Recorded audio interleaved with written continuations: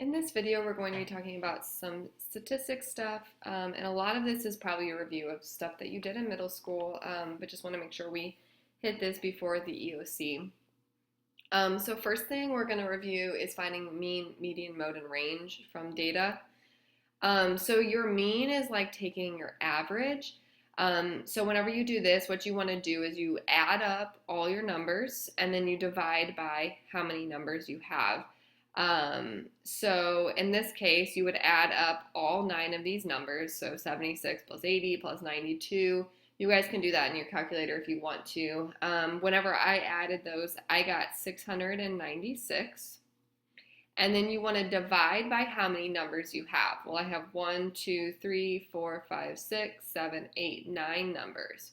So I would do 696 divided by 9, which gives me 77.3. And so this would be my mean of my data. Your median is the number in the middle. Think about like the median of a highway. It's like that concrete barrier down the middle of the highway. But you have to put them in order first in order to find the one in the middle. So put them in order from least to greatest.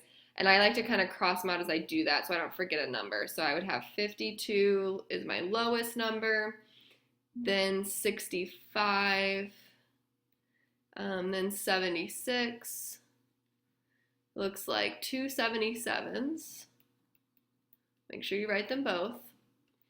Then I have 80. Then I have 82. Then I have 92. And then 95. Okay, so now that you have them all in order, you just need to go in and find the one in the middle. So I like to cross out on both sides. So I cross out from the front and back. Just work my way towards the middle. And then when I do that, 77 is the one in the middle, so that is my median. And we'll look at what happens if you have 2 in the middle. We'll do an example like this. But in this case, 77 would be my median. Mode is the number that appears the most, and it's really easy to look for the mode whenever you have them in order. So here, like 77 appears the most, so that is my mode. And then my range is the largest number minus the smallest number. So my largest number was 95, minus my smallest number is 52, so that gives me 43. So my range is 43. Okay, so make sure you guys have this written in your notes, and I would probably write in like what I have in parentheses here that kind of tells you how you find each of those things. Okay, so let's do a multiple choice problem like this. So it says a group of students surveyed about how far each student travels to school each day in miles. 10 students' responses were selected at random. So here's our responses. The student who lives 37 miles from school decides to transfer to a closer school. Once those numbers are removed from the set above, by how much does the median change? So it's saying once I remove the number 37, how much is my median going to change? Well, in order to see that, I would need to find the median of this set of 10 numbers. So let's go ahead and put these numbers in order.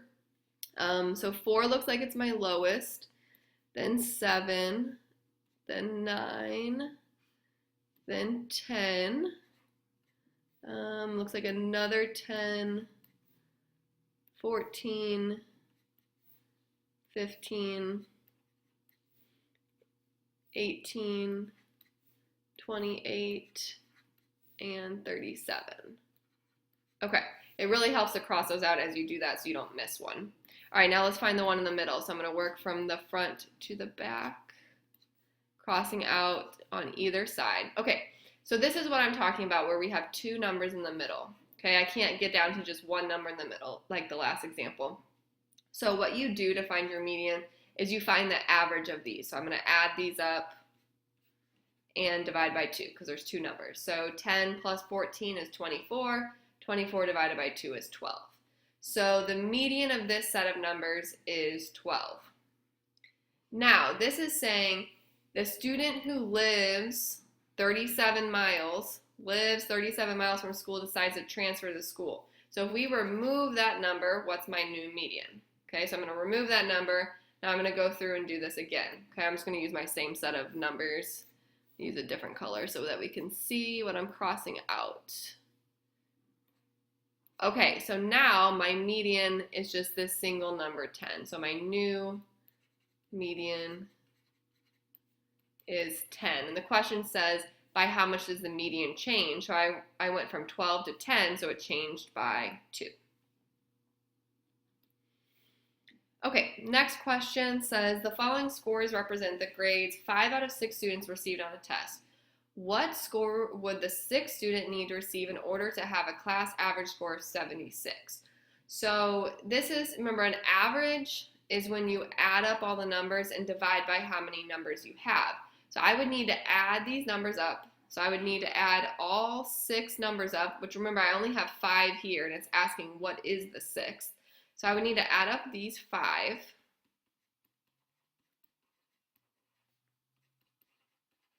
And I don't know the 6, and so in algebra, if we don't know something, we can put an X in its place. And then this is total of 6 numbers, 1, 2, 3, 4, 5, 6, including this one I don't know. So all of these added up, divided by 6, would have to equal my average score that I want of 76. Well, now we can just go through and solve this equation. So I already I added all these numbers together. I combined my terms. And when I did that, I got 369. So I'd have 369 plus x all divided by 6 equals 76. Because remember, I'm trying to solve for what that 6th student would have to score. So then I would multiply by 6. So to get this 6 out of the denominator here. So I would have 369 plus x equals, and then 76 times 6 is 456. And then I would subtract. And when we subtract, we get 87. So this is saying that that 6th student would have to score an 87 on their test in order to get a 76. Something like this, you could also use these answer options and just, plug in each of these, find the average, and see which one gives you 76. So kind of doing a guess and check method as well. But this is how you actually solve it using the algebra. Okay, next thing we're going to do is talk about some different ways we can look at data and just looking at these and picking out some important information from these. So this first one is called a dot plot.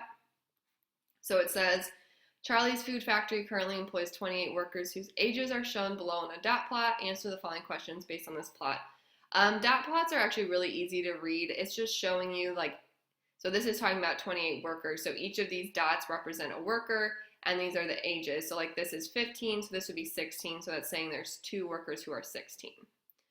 Okay, so it says how many workers are 18? So this would be 16, 17. This one would be 18. So it looks like there's 1, 2, 3, 4 workers. The next one says, what is the range of the ages of workers? Well, remember, I just want to look, it doesn't matter that this goes to 45. I want to look where there's actually a dot. So that would be my oldest worker. This is saying my oldest worker is 42 minus my youngest worker right here would be 16. So 42 minus 16 gives us 26. And then would you consider this distribution symmetric? So remember, symmetric means the same on both sides. So this is not symmetric, because symmetric you would have equal number of dots in the middle, and then it would be kind of look the same on both sides. So think about symmetric should just mean same on both sides.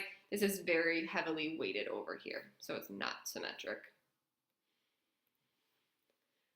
Okay, this next one is called a stem and leaf plot.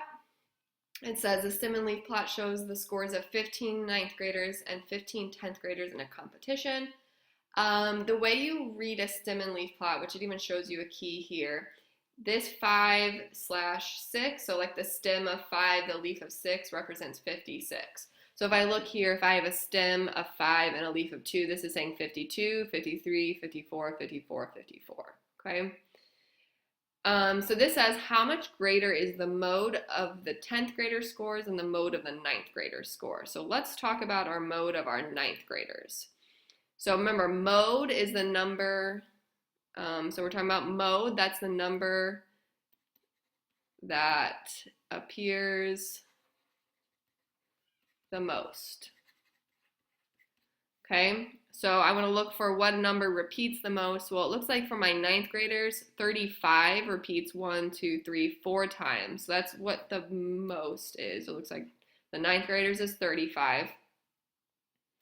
My 10th graders over here, it looks like 42 appears 3 times. So that's the most. So my 10th graders is 42. Now, the question says how much greater is the mode. So if how much greater, I would actually have to subtract 42 minus 35, which would give me 7. Okay, so the 10th grader scores, the mode is 7 greater than the 9th grader scores.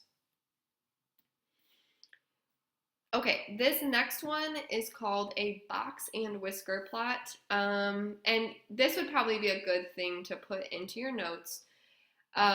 Just the different characteristics of a box and whisker plot. So what's really important is my min here. This is my lowest value. This is my max. My median is always, so if you look here, my median is always this line in the box. And this is broken into percentages. So like this, from this dot to this dot is 25% of the data. This dot to this dot would be another 25%. So it's broken into fourths. Okay, each section represents 25% of your data. Okay, this would probably be a good thing to make sure you do have in your notes. Okay, let's analyze one of these. So it says the prices of the watches at a store are displayed in the box and whisker plot below. What is the cheapest watch sold? So my cheapest watch sold, that would be my lowest. So $16 is the cheapest watch sold, and the most expensive would be this highest, so $120. What is the median cost of watches sold? So remember, the median is always this line that's in the middle of this box. So the median cost is $45.